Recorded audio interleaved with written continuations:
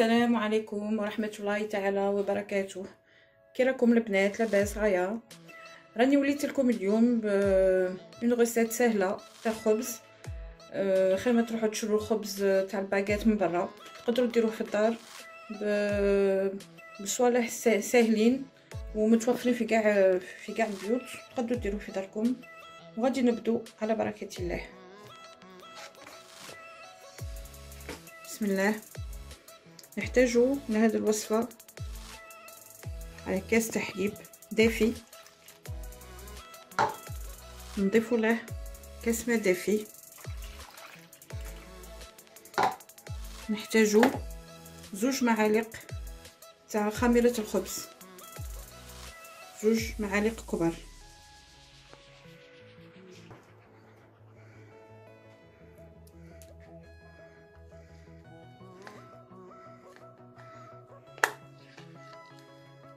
خميرة الخبز كاين عدة انواع، تقدروا تستعملوا اللي عندكم في البيت. نضيفوا لها 2 معالق كبار تاع سكر. نخلطوا المقادير مع بعضهم.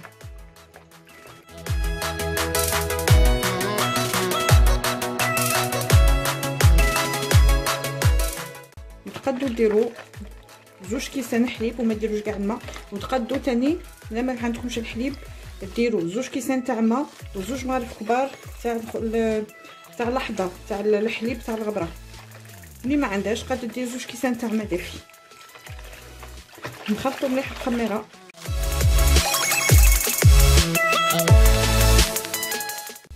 نضيفوا لها 2 كيسان تاع فرينه.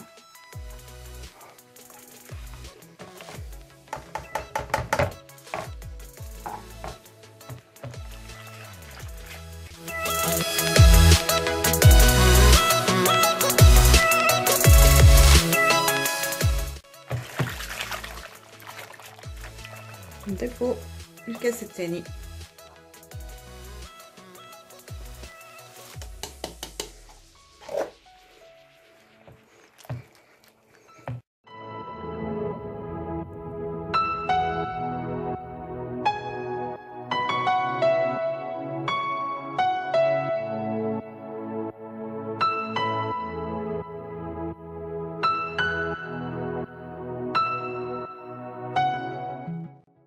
خلطوا لمدة 5 دقائق باش الفرينة تتخلط مليح مليح مع الخميرة ومع الحليب والماء.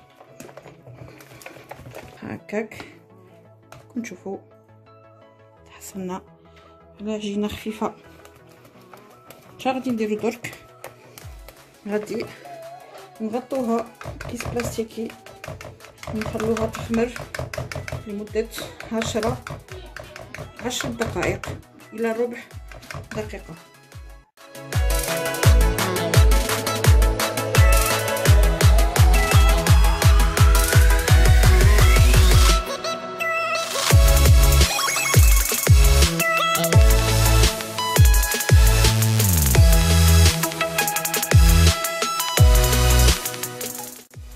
نرجع لكم من بعد.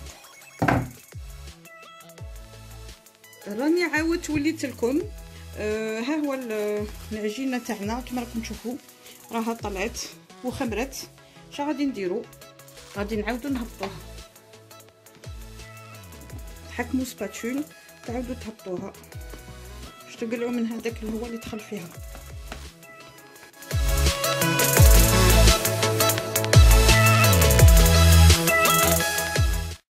نضيفوا لها الملح.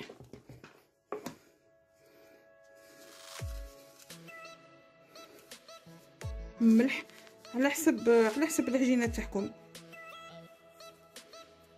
انا كي ندير الملح نذوق العجينه تاعي باش نعرف لا راها مالحه لا خصني نزيد لها الملح. نديرو كيفي كثر المبتدئات يذوقوا ما فيها والو. تحكمي شويه تاع عجينه وتذوقيها، لا راها مالحه ماش مالحه تزيدي تضيفي الملح.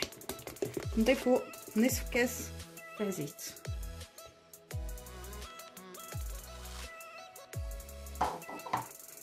نخلطوه تاني مليح باش يدخل في العجينه.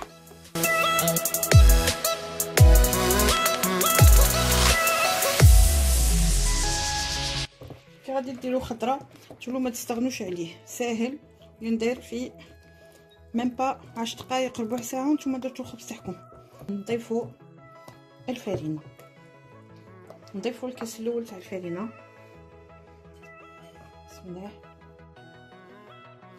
كتضيفوا الكاس الاول تاع الفرينه تضيفوا فوقه كيس تاع خميره كيميائيه تاع الحلوى. انا استعملت كيس فيه 15 غرام.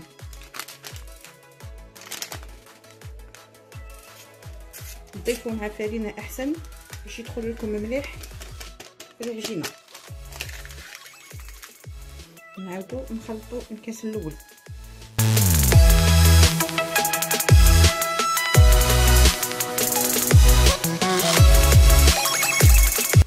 غادي نبدا نخدم بالمغرف. كي نضيف الكاس الثاني غادي نبدا نخدم بيديا. غادي نضيفوا الكاس الثاني.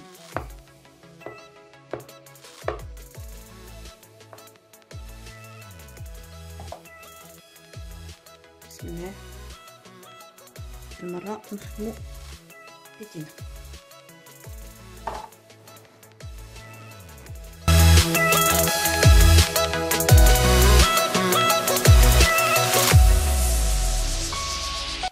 الفرينه غادي تضيفوه حتى تتحصلوا على العجينه ما تكونش يابسه بزاف وما تكونش طريه، تكون شويه تتلصق باش الخبز تاعكم يجيكم شباب وخفيف. غادي نزيدو من الكاس الثالث. درت لكم بالكيسان باش هكا يكون عندكم طريقه سهله وباش تعبروا بالكاس. غادي نضيف من الكاس الثالث وغادي نقول لكم شحال ضفت هكا باش تعرفوا شحال تستعملوا من كاس تاع فرينه.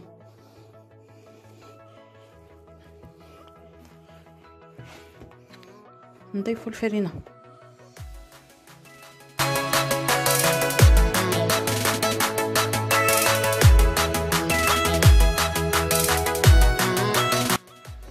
ما تخافوش منها، ندوها مليح.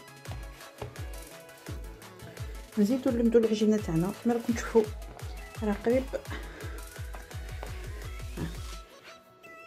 تتلصق شويه. نزيد نضيف شويه تاع فرينه. راني دائما بالكاس الثالث مازال ما كملتهاش. هكا نعطيكم مقادير مضبوطه تجيكم سهله تعرفوا شحال ديروا من كاس تاع فرينه. نزيدو هكا شويه فرينه فوقها. نعاودو ثاني نلمدوها.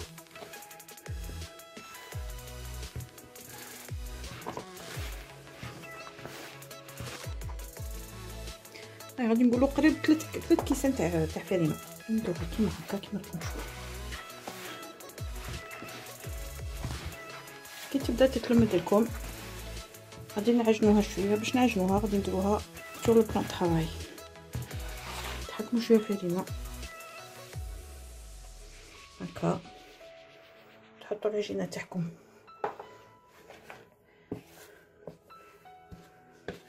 غادي نبداو نعجنوها لمده 5 دقائق. شفتوها تتلصق بزاف. غادي تضيفوا شويه تاع فرينه، ماشي بزاف شويه.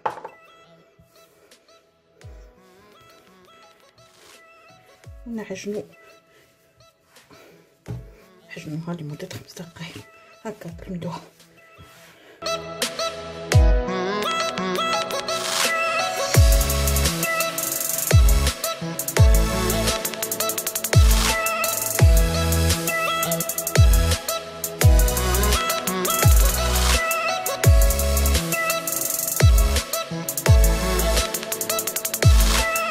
وراني دائما غير بالكاس الثالث ما زدتش الفرينه. راني نكمل في الكاس الثالث كما قلت لكم. درت 3 كيسان نيشان كما تشوفوا يا البنات. بعد ما عجنتها لمده 5 دقائق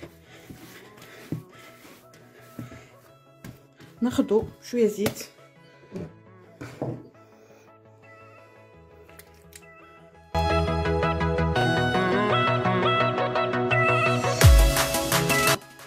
غادي نقسموها على 8 خبيزات.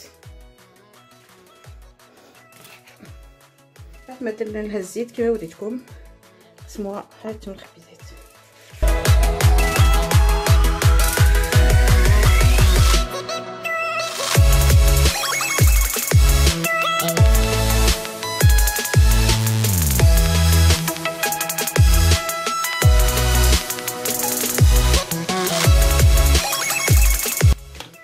نحكمو كل عجينه نخدموها باش نتحصلوا على كويرات.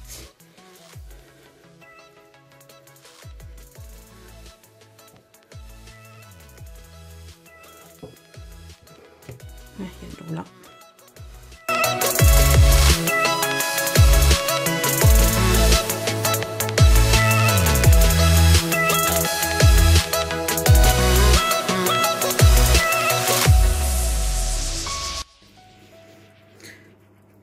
كما راكم تلاحظوا كنشكلوا كاع الكويرات تاعنا. هادو غادي يعطوكم 8 خبزات، وكل خبزه غادي تكون كبيره. لا بغيتو ديروا دي ساندويتش للدراري، ولا بغيتو خبيزات صغيرين باش ديروا دي زومبرغر دي ساندويتش، تصغروا تقدوا كل وحده تقسموها على 2. في عاود ما يكون عندكم 8 يكون عندكم 16 خبزه صغيره، نتوما تتحكموا فيها كما تبغوا. من بعد ما قسمنا العجينه تاعنا الى 8 غادي نبداو نحلو في العجينه تاعنا. نحكموا الكره الاولى،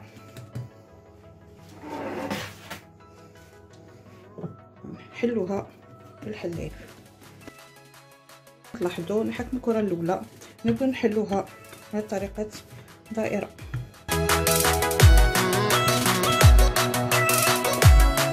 انا ثاني كنت نخاف باش نديروا الخبز وكان يشدني الوقت بزاف. كي تعلمت هذه الطريقه وليت ندير الخبز لولادي كل مره ويجيني ساهل.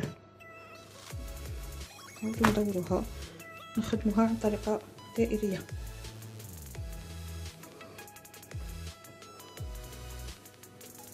من بعد تحكموا الخبزه تاعكم وتبداو تدوروا فيها بصباحكم، ما تطيروش عليها، شغل تقعدوا تدوروا فيها كيما هكا غير بشويه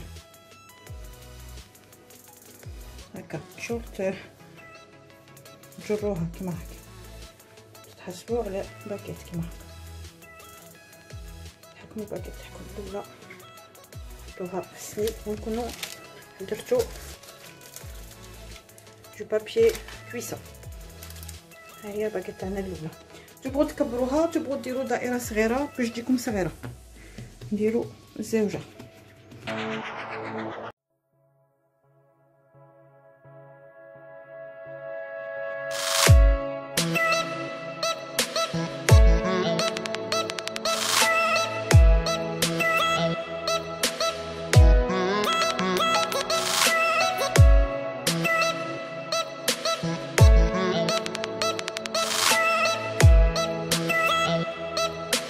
نعاود معكم الخبزه تاعنا باش المبتدئات يفهموا مليح. وانا كنت كيما نتوما النهار الاول اللي درتها ثاني انا كنت خايفه، كنت نقول عمري ما غادي نولي نعرف ندير الخبز تاع الدار. والحمد لله كي لقيت هاد لا ريسيت وليت نديرها سورتو في رمضان، ولات تساعدني بزاف تجيني ساهله. الحليله تاعك راها طيب انتي توجدي الخبز تاعك بالخف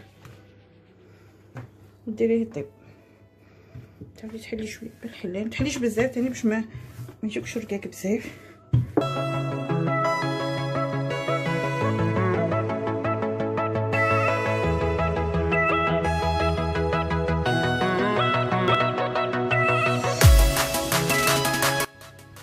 من بعد ما وجدنا لي باكيت تاعنا كما راكم تلاحظوا نحكموا شويه حليب ونبعصوا نديروا الحليب في الخبز تاعنا هكا.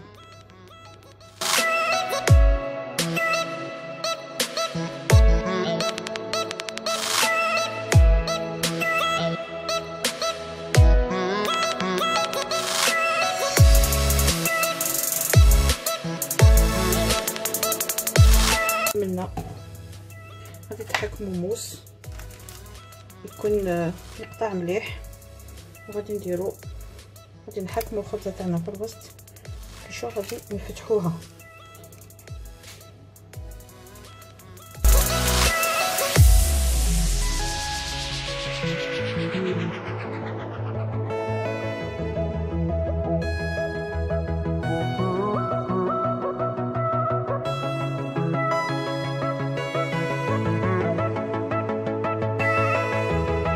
بعد بعد ما حلينا لي باكيت كما راكم تشوفوا درنا لهم خطوطه في الوسط، غادي نخلوهم يخمروا لمده 20 دقيقه. ولا بغيتو كما انا ندير يكون عندكم سانوج تحكموا السانوج تاعكم ولا اي شيء يكون عندكم في الدار، تقدروا تديروه فوق الخبز تاعكم بهذه الطريقه.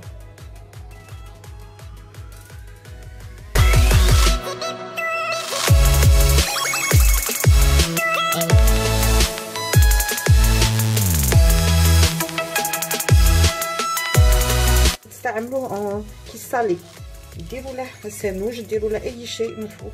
لو كنتو بغيتو تستعملوه سكري مع الكونفيتور مع النوتيلا ما ديروش سانوج، خلوه ناتور هكا. ودرك نغطوا الخبز تاعنا ونخلوه يخمر لمده 20 دقيقه. وبلا ما طلعوا لكم الربع الوالا باش تقدروا ديرهم يطيبوا، نعاودوا نخدموا الربعه التوايله اللي بقاو ومن بعد نرجع لكم.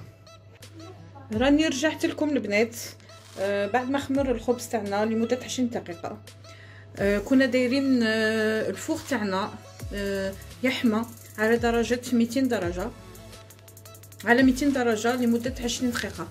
كي يحمى الفوغ تاعكم تدخلوا الخبز تاعكم يطيب، ديروه بيان سور يطيب قبل من التحت. كي يطيب من التحت تعاودوا تشعلوا عليه من الفوق باش يحمر، وكي تخرجوا الخبز تاعكم تتحصلوا على خبز كما راكم تشوفوا فيه شباب وطري وخفيف ما شاء الله. كما راكم تشوفوا يجي خفيف ويجي طري.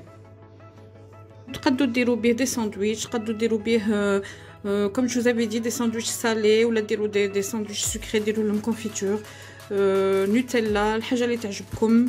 وشهيه طيبه، والى الفيديو القادم ان شاء الله. السلام عليكم ورحمه الله تعالى وبركاته.